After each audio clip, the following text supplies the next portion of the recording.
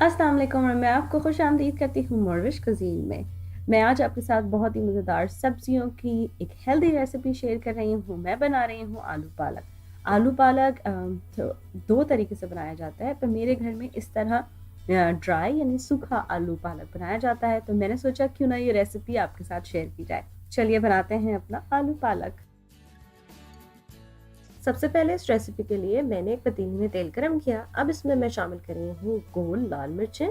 कुछ मिर्चों को मैंने हाथ से तोड़ लिया है, कुछ को मैं साबित छोड़ दूंगी। फिर इसमें मैं शामिल कर रही हूँ सफ़ेद ज़ीरा और अब इसको मैं तकरीबन 1 मिनट के लिए पका के इसमें मैं शामिल करूँगी क्यूब में कटे हुए आलू।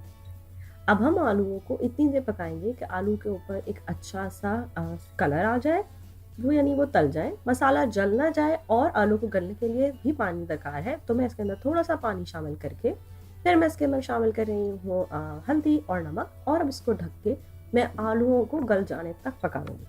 अब इसमें हम शामिल करेंगे अपना पालक। आप चाहें तो पालक पहले भी शामिल कर सकते हैं, मगर मैं पालक की ग़िज़ाइयत को ख़त्म करना नहीं चाहती थी। पालक को मैं सिर्फ इतनी देर पकाऊंगी कि वो पक जाए।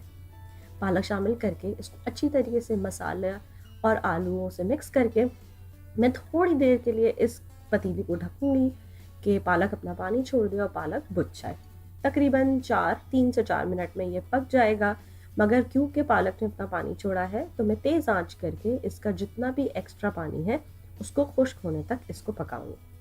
अब मैं इसमें शामिल कर रही हूँ कसूरी मेथी, हाथ से मसल के इसमें कसूरी मेथी शामिल करके इसको अच्छी तरीके से मिक्स कर लीजिए और हमारा मज़ेदार आलू पालक तैयार है। ये वो ग़िज़ाइयत से भरपूर और झटपट बनने वाली रेसिपी है जो आप किसी भी वक्त बना सकते हैं। इसमें कोई टमाटर और प्याज की ज़रूरत नहीं है। अगर आप इस रेसिपी को अपने पास ट्राई कर रहे हैं तो प्लीज़ मुझे ज़रूर बताइए कि ये कैसी बनी।